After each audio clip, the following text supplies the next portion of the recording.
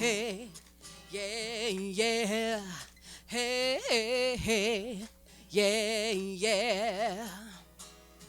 Everybody, get up on your feet.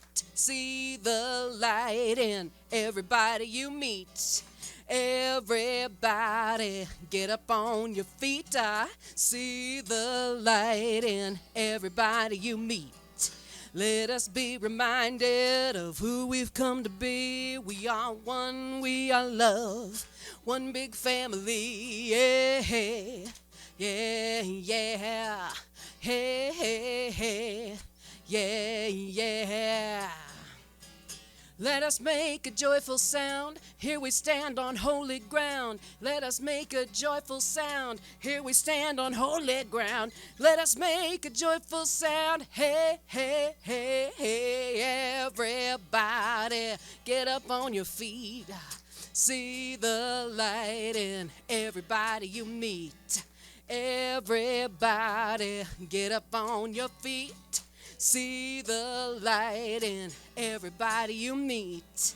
Let us be reminded of who we've come to be. We are one, we are love, one big family. Hey, hey, yeah, yeah.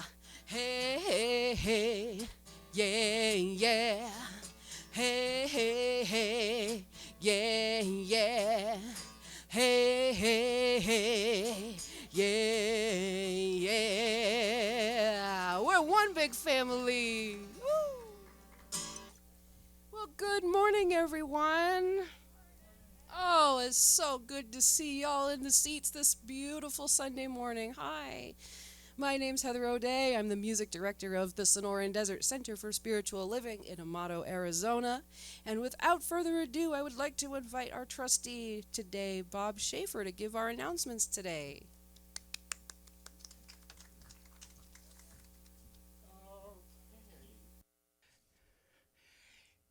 Now they've glued the script right onto the podium, so I can't, because the last time I messed up so badly. Except they forgot. Good morning, my name is. Oh, Bob, that's right. Yeah.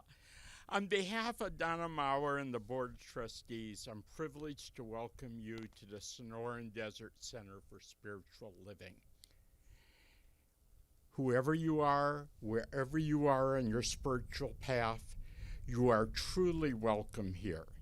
Here you will be validated, supported, and encouraged to be all that you can be. Our vision statement is love in action, every day, in every way. We express this love by learning and living the principles of the science of mind.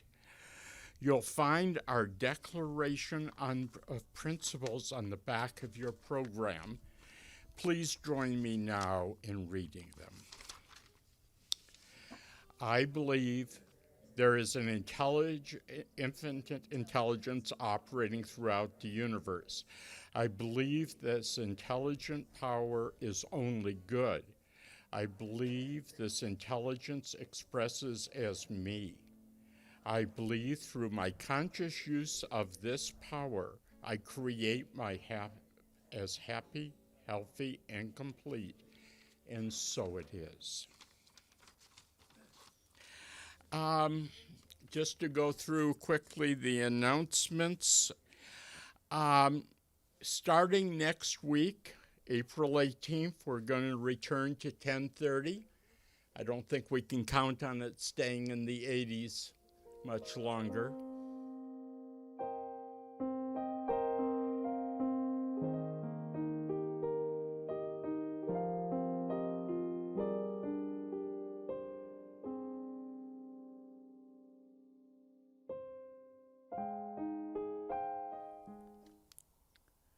Please take a moment to silence your devices.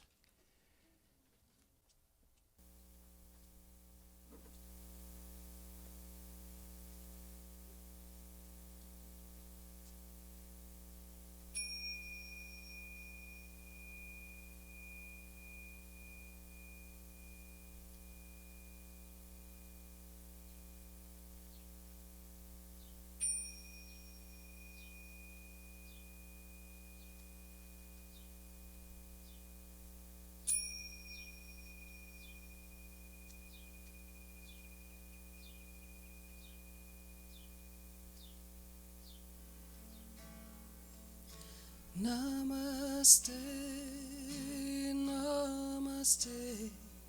I see the beauty in you. Namaste, namaste. I see the beauty in you.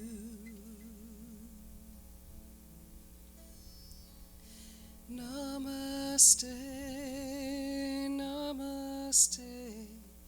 I see the beauty in you. Namaste, namaste.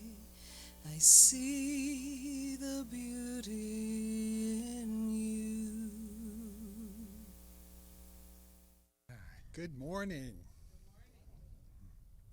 I'm John Lopez. I am your amazing practitioner for the day.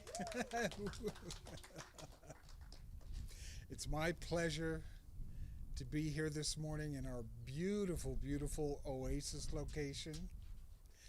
And so won't you join me now in our opening invocation? Let's know together that we're gathered here even as individuals. We are gathered as one mind in expression. That mind is God. That God is everywhere and equally present, expressing in, through, and as each one of us, completely and totally. All of God is right where we are, right here and right now.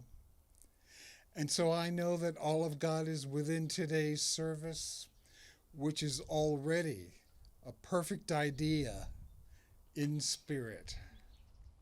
The perfect idea which expresses through the words of Reverend Donna and through our storytellers today, and perfect God which expresses through the heavenly and amazing music of our music director, Heather.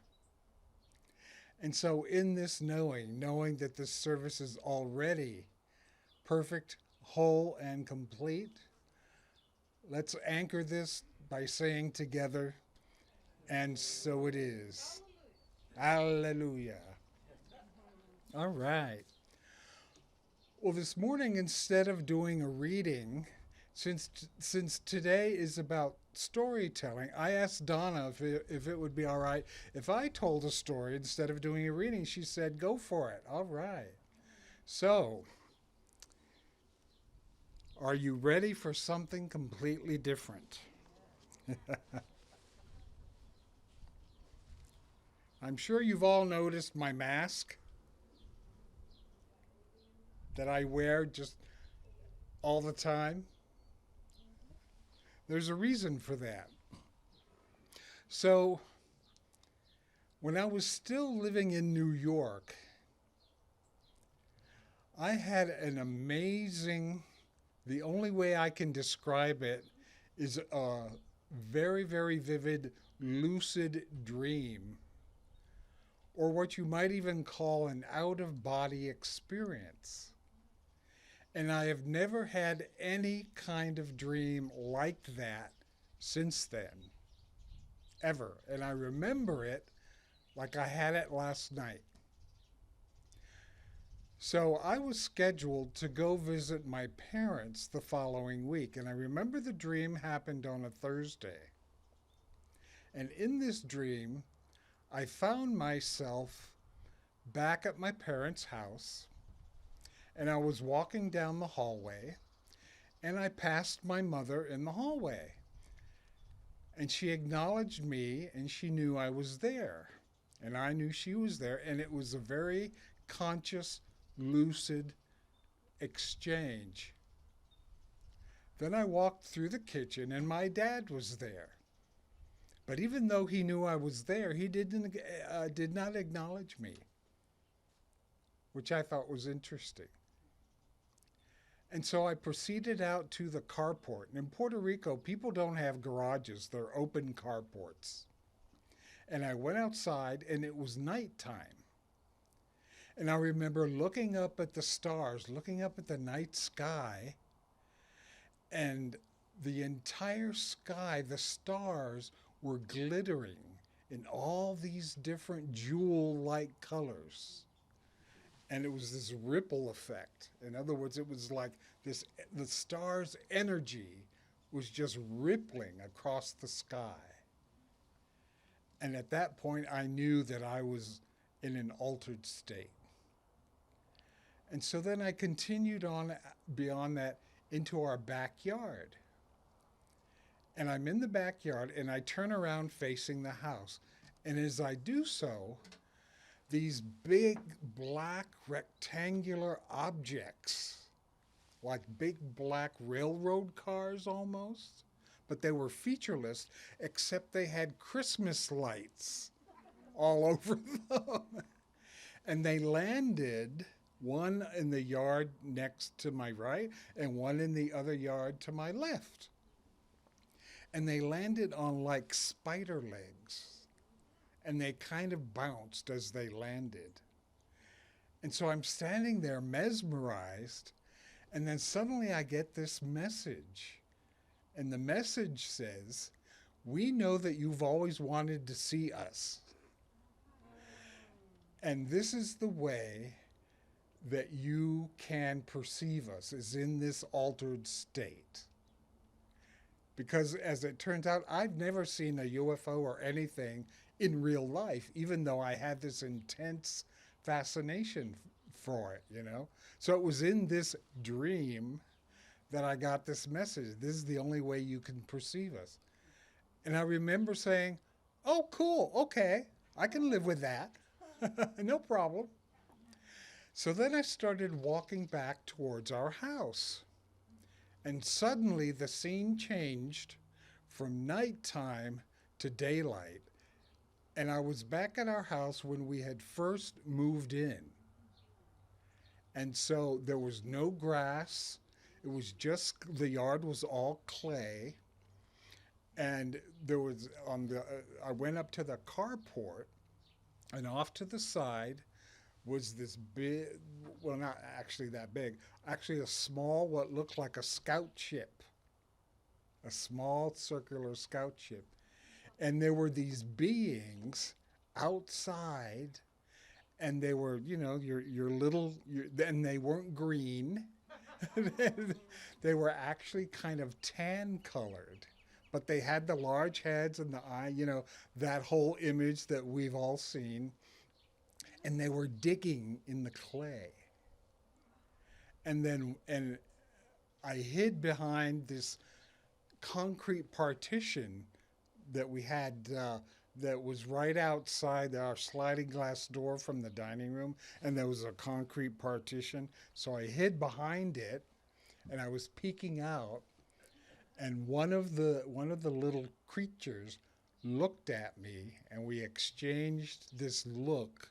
And he was not at all happy that I had seen him. And it was like, uh-oh, sorry. And then the next thing I knew, I was pressed up against this concrete partition, and I could feel the roughness of the concrete on my cheek. And it was at that point that I was like, holy mackerel, this is real. This is real. I'm having a real experience here. And at that point, I sort of woke up, but I didn't wake up all at once. I woke up gradually. Like I first felt my feet, and then up through my legs, and up through my torso, and finally my consciousness kind of returned to me. And I remember laying in bed for seemed like hours and just going, wow, what the heck was that? And it's very interesting that that took place at my parents' house back then, or the dream did, because Puerto Rico happens to be a UFO hotspot. There's a lot of activity going on down there. So I came away with that. And the next week I went to visit my parents, and I asked my mother, by the way, did you dream about me on such and such a day last week? And she said, yep, I did. So that's my story. That's my life enhancing account.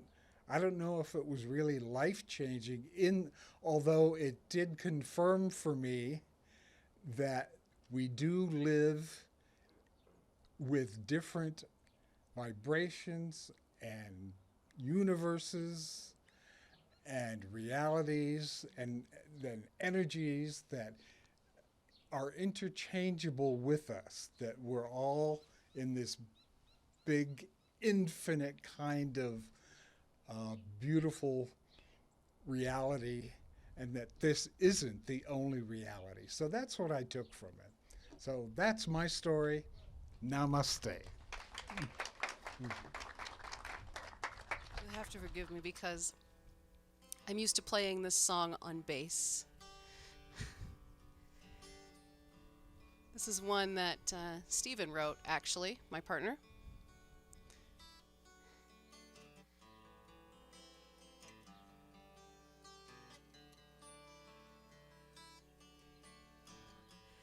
It's a time to live, to stretch out wide. Oh, explore our path only to die.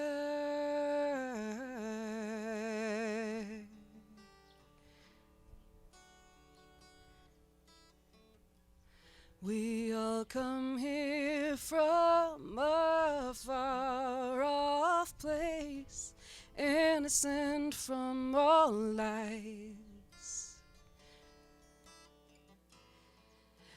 The clock is ticking, time to open our eyes.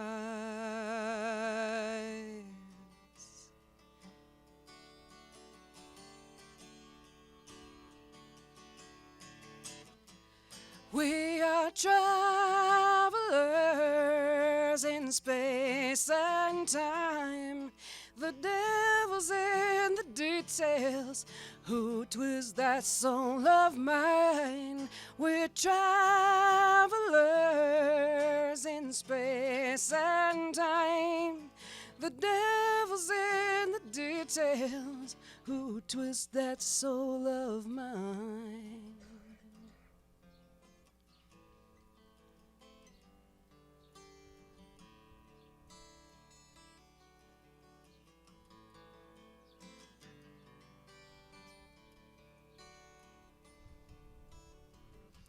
Floating lights dance in a gray mist void, become solid mess. We wander, agree to come down here. I gather myself, earthbound flesh, a hunter.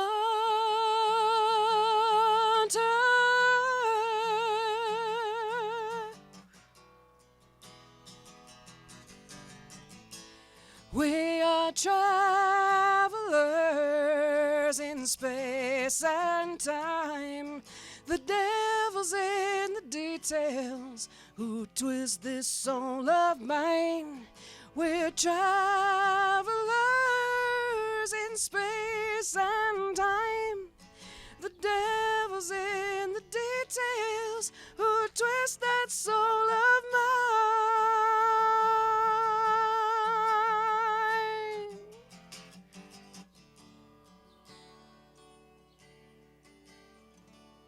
That was a song about his own remembrance of being in that other realm.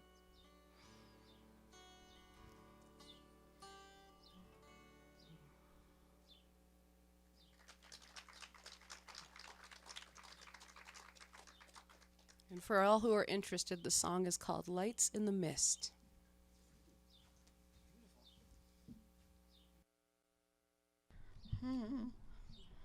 Good morning. Well, our theme this month is entering the story, and it was inspired from a book by Christina Baldwin called Story Catcher: Making Sense of Our Lives Through the Power and practice of story. And she says, story is a search for community. Open your mouth, grab a pen, type on the keyboard, sing out who you are, for I need you. I am looking for you. You are looking for me. We're a tribe. So as we tell our stories today, because I'm going to hand this over to everybody else, we get to know each other at a deeper level. And in that process, we deepen our understanding of who we are as community, as a spiritual family. So we have 3 storytellers today for sure, and one that I'm going to read. And if we have time for more, then we will add them. I think, Carolyn, I think you have a story maybe. So we'll see what the time is like. We're going to start with Susan Clutis, and then that'll be followed by Bob, and then Don Green. So Susan, I think you're up.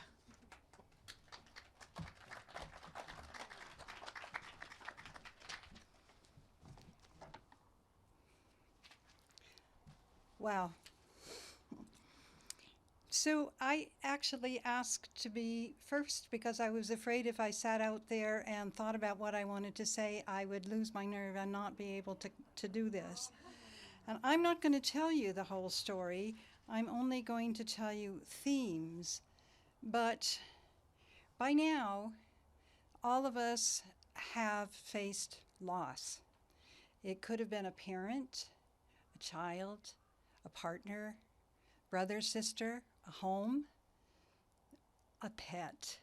We've all faced loss. And how we do that kind of determines how we enjoy our lives from that point on. And so this is from the 80s. My memory is not as clear as I would like, but the lesson was clear. The story is the never-ending story. And it's basically the story about a young boy who has to combat,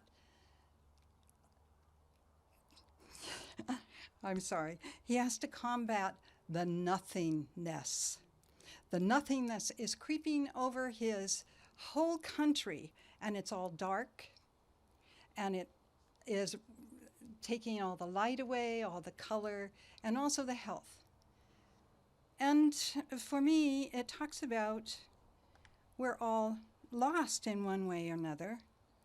We're weeping over everything that happens. And my way of dealing with my loss at an unimaginable, sorrowful time was to become numb. That's the nothingness. When I was numb, nothing could hurt me anymore. I didn't weep. I didn't quit. I just went about my life in a colorless nothing.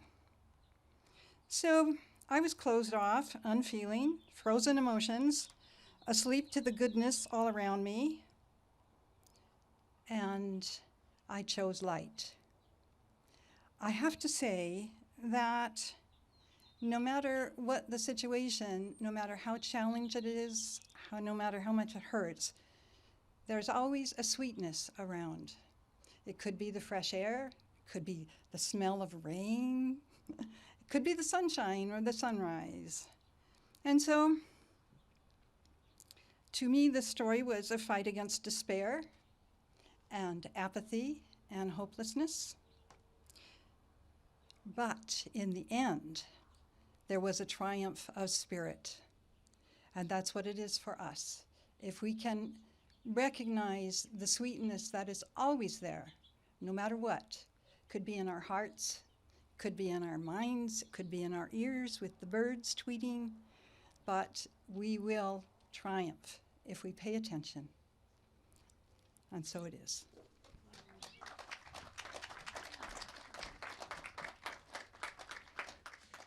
When Donna mentioned last week that she wanted to have some people talk about stories, I immediately thought of a story I had read about 65 years ago. And I was probably 8 to 10 years old when I first read it. And I have reread it several times since. It's been turned into a 3-part documentary, which was actually well received. But the story I want to talk about is Arthur C. Clarke's Childhood's End. And I don't know how many of you are familiar with the tale, but it was written between 1948, when he first began to serialize it, until 1953, when it was published for the first time as a complete novel. And John is going, yay! Us sci-fi guys are familiar with this. And I'm going to kind of spoil the story just a bit because it's got a real metaphysical component to it, and several other interesting metaphysical issues that are present in the story. It's a classic tale of alien invasion. And everybody wakes up in the morning, and over every capital on Earth, so we're talking a couple hundred alien spaceships, are floating above. And Corellin, who is the overlord leader, I do not think that if he wrote the work today, he would use overlord, but that's what he used at that time. And he only speaks to the Secretary General of the United Nations. Remember, this is the early 1950s. We're concerned with war. We're concerned with long-term peace. The United Nations is part of our salvation. And he says, we're going to stay up on our ships for 50 years. And you guys are on your own down here. And the only thing they did is they stopped war and they stopped animal cruelty. A big issue today, isn't it? And then they went back up into their spaceships and did not appear again for 50 years. Well, why for 50 years? There's some thought, well, maybe all the people who were alive when we arrived, let's let them get older and we'll get a couple of new generations of people who might be more accepting. That's a possibility. We learn, however, that at the end of the 50 years, they do materialize, and we see them for the very first time. You could all go home and look at an image of them. Imagine the classic Christian demon. Large bipeds, leathery wings, horns, spiked tails. And one of the issues that comes up is, well, where did this image come from that we had? And is it a racial memory of something that had happened in the past? And Corellin says no. It was a racial premonition of what was to come.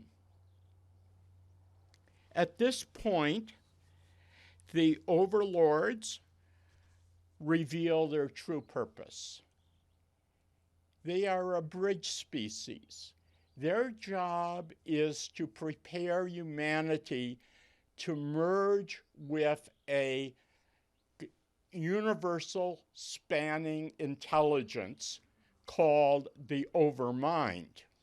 Now again, if it were written today, he wouldn't call it the overmind, but we'll deal with the 1950s terminology. But apparently there is this mass intelligence an amalgamation of many different species that have grown to intelligence over the years. And Corellin, as a member of the overlords, his responsibility is to guide humanity through the process. Now, this is an interesting interplay. Why is this wonderful, intelligent, star-faring species not allowed to merge with the overmind itself? And it's one of the subplots. Every time they shepherd a new race to merge with the overmind, they do research. What is different?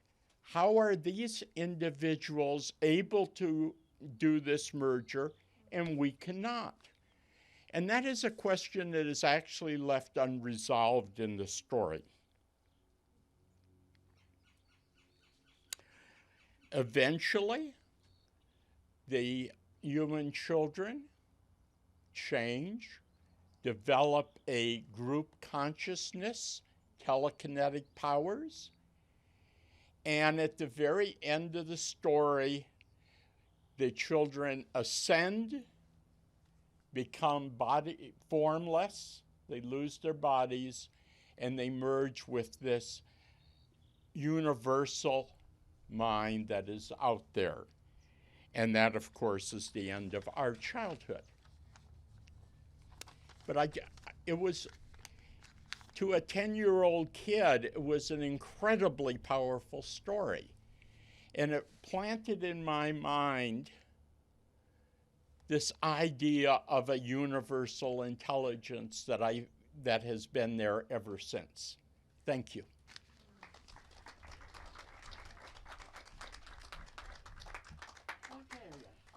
Good morning, everybody. Good morning. My name is Don Green. For those who don't know me, I think most of you do. My story is entitled 3 Signs from God, and it's a true story, and it relates to me personally. You know, in life, most of us at some point in our lives have had a sign or a message or something we felt that came from a higher being. I had 3 of them. It took 3 because I'm a slow learner. So, sign 1, I was given as a birthday present, a handwriting analysis with a lady named Lucille who used to live here in Green Valley and ran a company called Touch the Soul Coaching. And I have to be honest, when I was given it, I was very skeptical. Almost didn't feel like going, but I decided I should see what this is about, whether it's bogus or not. And to be honest, it wasn't very long after we met that we had a connection. And I knew that she knew things that I should know. And so she said something that hit a nerve and shocked me during this session. She said that the work you're doing is not what you're supposed to do with your life. She said I should not be working with my head, but I should be working with my hands. She said you should be doing something like gardening, woodworking, building things, hiking, being out in nature. This is what your soul wants. At that point, I started sobbing uncontrollably, big alligator tears. Probably for 5 minutes. I had a hard time even getting my breath because I knew this to be true. My soul wanted to be free. It wanted to be free to do what it enjoyed in life, to turn off my brain for a while and turn on my heart and do what my heart wanted it to do. And I'd love to say at that point I made huge changes in my life, but I made none. Sign 2 came about 6 months later. It was like in John. It wasn't a dream, but it's also like John's, a very vivid dream, one I remember very distinctly, and one that after I woke up from the dream, it had such a strong impression. I knew I had to get up right then and there, and I had to write the dream down. And then I was encouraged by a friend to turn the dream into a poem. And so I've done that, and I'd like to read you the poem right now. This is how my dream went. We stood in a line along a beach, waiting for the starting gun. Out to the buoy and back again we were supposed to run. Along the way there'd be some men, their job to interfere. to slow us down and cause problems. The crowd began to cheer. We heard a bang and off we ran with splashing all around. Yet as I forced my way ahead, I did not hear a sound. I focused on winning the race, and soon I'd wear the crown. The victory I planned to win, as my second wind I found. I quickly touched the buoy, and when I turned around, I realized that straight ahead a new challenge I had found. For 3 big guys, they blocked my way, their job to slow me down. If I continued straight ahead, I'd never win the crown. Under the water, I did dive and swam off to the right.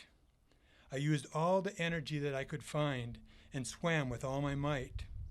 I emerged quickly to look around, to see what was in sight, and I realized there's no one there.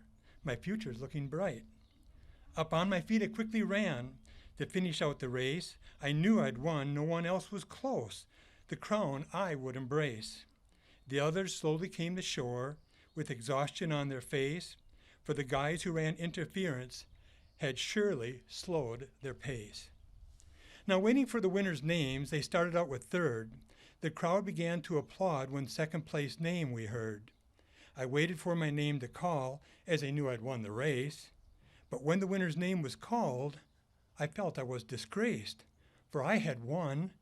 The judge was wrong. No one could disagree that I had finished the race first. The crown should go to me. I approached the judge and pled my case. I was sure that he would see the simple mistake that he had made, and yet he disagreed. I was shocked and asked him how he came to such a conclusion. He looked me straight in the eye and said, "You've got some grand illusion, that life's race is won by who finishes first, or by finding a quick shortcut. But by avoiding the men who stood in your way, you learn something, but ask yourself, what? See, life is full of obstacles, and we can't run from all our fears. Sometimes we have to stop and fight, and while it may cause tears, it's how we live a life that we can be real proud of. So I disqualified you from the race, and I did it out of love." This was a dream I had one night. I remember it still today, for it made me think about the life I live and how I work and play. Life's easy when things go your way, but when the tough times come, will you stop and learn the tough lessons, or will you just turn and run? Thank you. And you would think I would have changed my life at that point, but still I resisted making changes, so God gave me a third sign, and this was a slap upside the face. I was hiking with a couple of friends up in the White Mountains. I was leading the hike because I knew the trail the best. We were nearing the end of the hike. We just had to cross a small, shallow river and head about 20 yards farther to our cars at the parking lot. Just before I crossed the river, I stopped and turned to my best friend, Bob. And I said to Bob, "Would you like to lead the way, the rest of the way to the cars?" And he looked at me and said, "No, why would I want to do that? You're doing just fine." It was as if God was giving me a chance to avoid the next step. So, the very next step I took, stepping into the river, I slipped on a rock, and I fell forward, and I put up my arm to brace the fall, and I broke my wrist in 3 places. They rushed me to the hospital where they gave me some morphine before they tried to set the bone, which they couldn't do. And that didn't work, had no effect on me, so the nurse said, "I'm going to go get the good stuff." That was good. But as I lay there, a thought came to me, a thought that came from God that said, if your arm is broken, what else in your life is broken? Not just your arm. And he said, take inventory. And so I did as I'm laying there. The first thing that came to my brain was that my job is extremely stressful, and at one time I loved it dearly, but now I absolutely despise it. The second thought that came to me in the inventory was my marriage is broken. My wife at the time and I are drifting apart. What she wants out of life, what I want out of life, are 2 very different things. And the third thing that was broken was my spirit.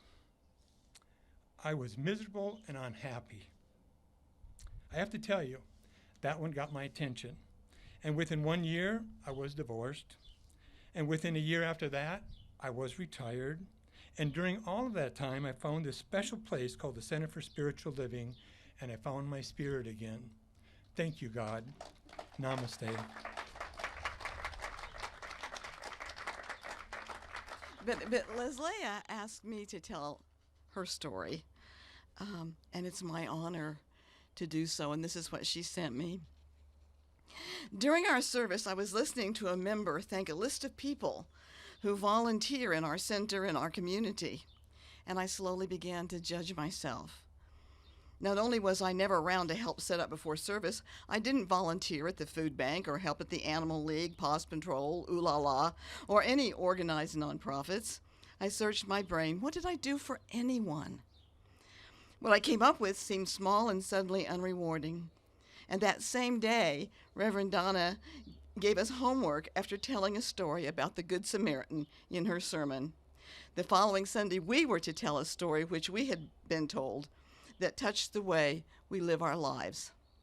Well, I recalled a story I heard on Captain Kangaroo. I loved it and remembered it well, but did I live that story? I wasn't sure. Again, I questioned myself, what do I do for anyone? And on Monday, I was driving through Green Valley, agitated with the heavy traffic. My back seat had bags of frozen foods I had just picked up at the North Safeway, and I was headed south. Up ahead, I saw something explode in a large brown cloud. Then another explosion on the shoulder, then in the road, and another and another. Something was falling off a truck. I put on my flashers and slowed to warn the traffic behind me.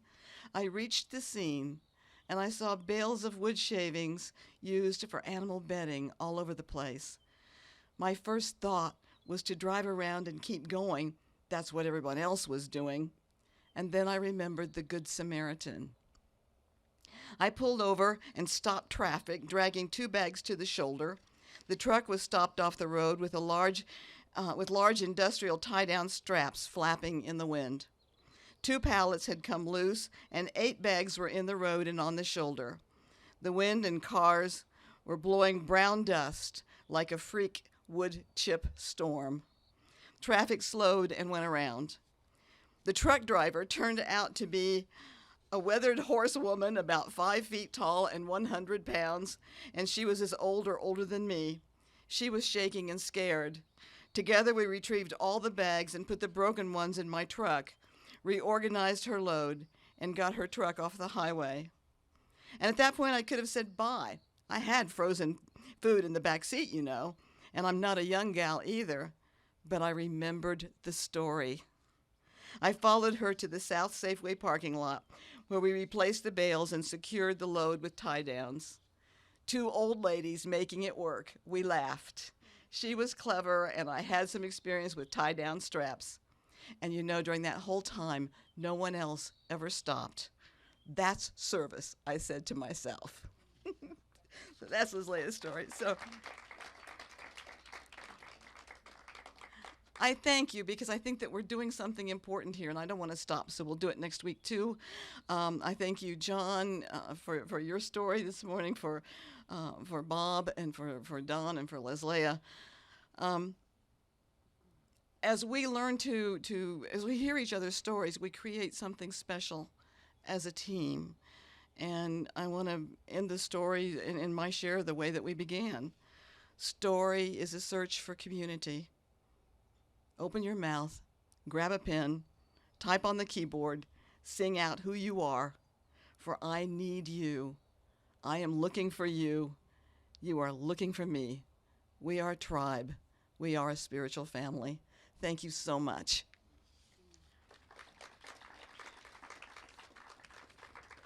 Okay. And bring your stories next week. It doesn't have to be about something that you read. It's what happened? What experience influenced your life in some way? Or how did you find your way here? That would be another fun story to explore. How did we all become part of this this mothership, because I think we're all aliens in search of the mothership. So I think we're finding it here. So thank you all. I love you very much. And it's your turn, Mike.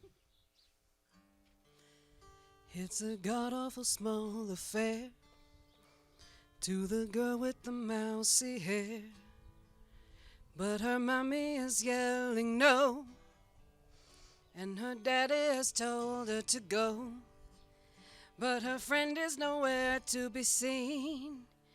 Now she walks through her sunken dream to the seat with the clearest view, and she's hooked to the silver screen, but the film is a saddening bore, for she's lived it 10 times or more.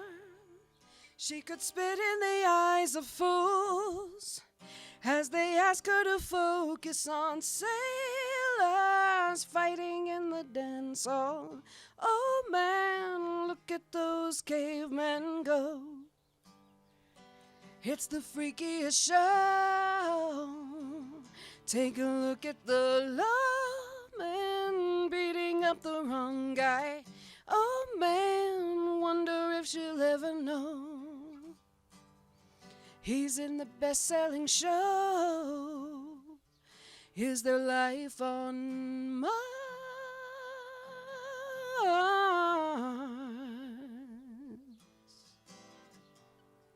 It's on America's tortured brow. Mickey Mouse has grown up a cow. Now the workers are struck for fame. See, Lenin's on sale again. See the mice in the million hordes, to make peace to the Norfolk Broads. Rule Britannia is out of bounds, to my mother, my dog, and clowns.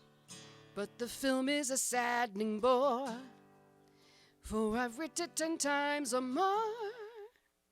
It's about to be writ again, as I ask you to focus on sailors fighting in the dance hall. Oh man, look at those cavemen go. It's the freakiest show.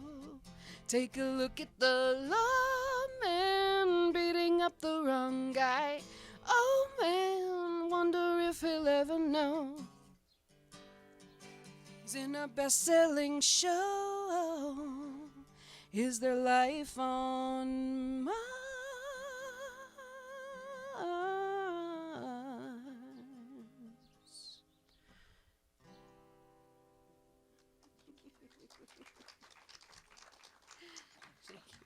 I tried to get the Portuguese one, but I could not find it in Portuguese.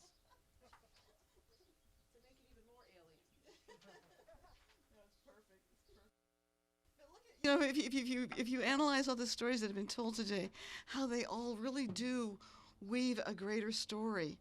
Whether it's a story of stepping into many realities because we know that this is not the only thing that's out there, or whether we find a metaphysical meaning in something that doesn't appear to have a metaphysical meaning.